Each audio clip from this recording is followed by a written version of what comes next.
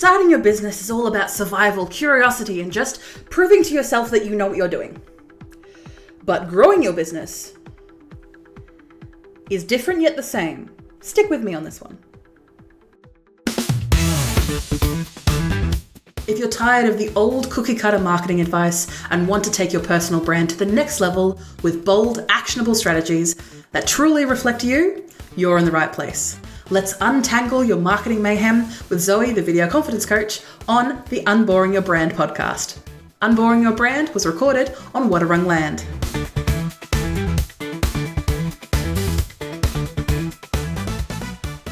Welcome to the Unboring Your Brand podcast with me, your host, Zoe Wood, the video confidence coach.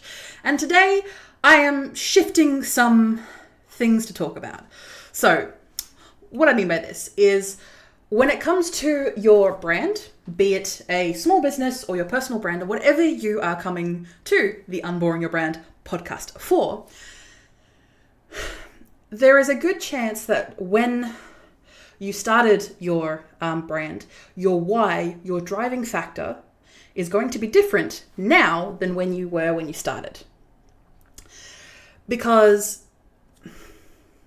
when it comes to your brand and how you evolve both as a person, but also how you evolve your brand will definitely change depending on the weather, but also depending on who you actually want to serve and how you want to serve it.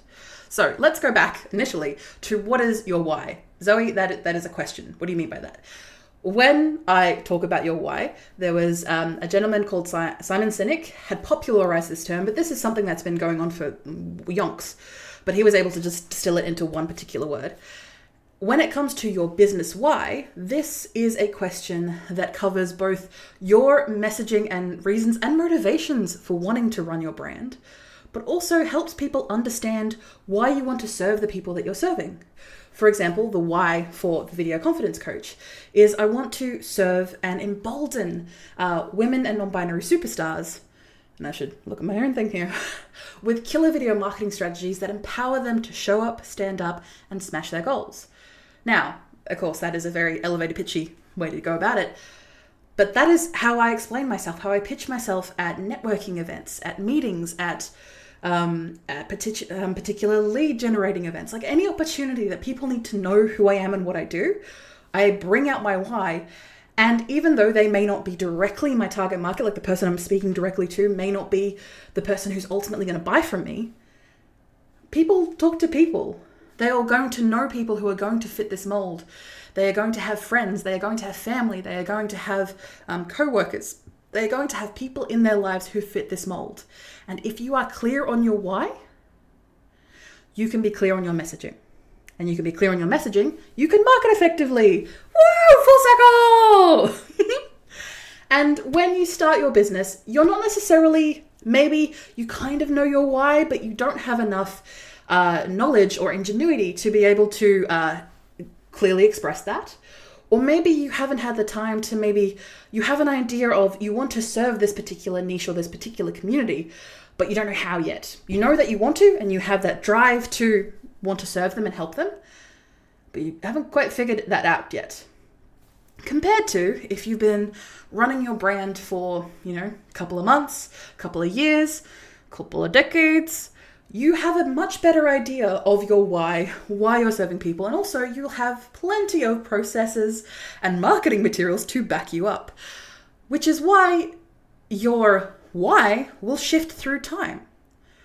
When I initially started the video confidence coach, my why was I wanted to serve women in fintech, specifically, women in fintech, so this is financial technology, because those are the people that I was currently working with in the time in my old business, which is where I was running a business called Zebrafish Digital Media, where I was doing videography. So I was doing all the video and all that work behind the scenes.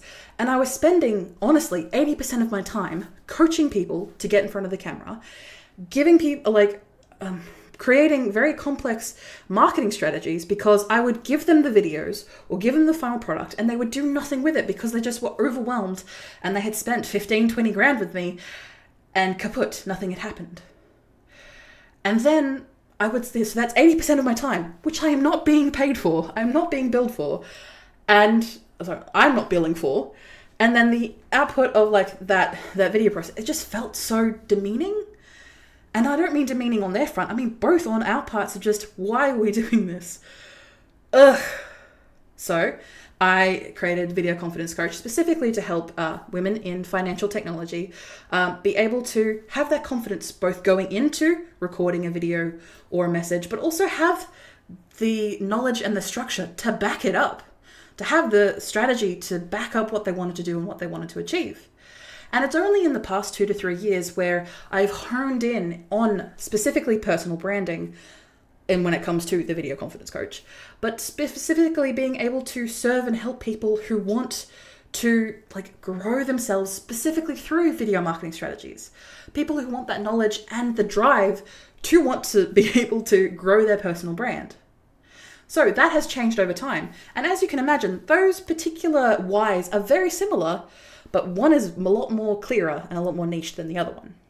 So going into it, when versing like why you start and then why you keep going are two different questions. A lot of people, especially when you're first starting out, when you're in the first year of business, have a tendency of conflating the two, because there's not a whole lot of time from when you started to where you are now. But I'm going to tell you now, someone who maybe has started growing their personal brand, and I want to stress that just because you're in tune and have knowledge of, oh, I have a personal brand, I should probably work on it.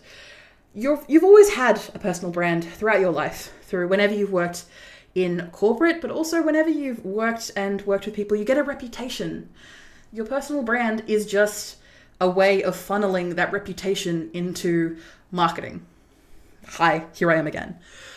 So when it comes to when you first start out and the people that you want to serve and when you want to help is going to be very different to where you end up. And I know I keep beating that dead horse, Zoe. So focus on the notes you have in front of you, Zoe. So when starting out, maybe it's necessary to start your business.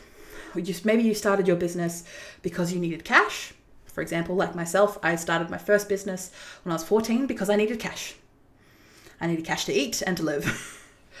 You maybe started your business out. You maybe started your brand out, I should say, because it's your passion. It's what you love. You love helping the community. You love serving the people who ultimately benefit from the work that you do or the skills that you have. And you wanted to do it and make it your thing. And maybe you started your brand because you wanted control over your own time and your own life. You saw maybe someone else, either in your industry or maybe someone you know personally, take this opportunity to grab their brand by the horns and be able to make and cultivate a time and life that they love. Now, of course, it takes a lot of energy and a lot of effort. I'm not dismissing that. But when it comes to now that you've done it for 6 months, a year, a couple of years, decade, couple of decades, why you keep going is no longer just about your motivations of why you started your brand. It's about seeing the impact of your work on others.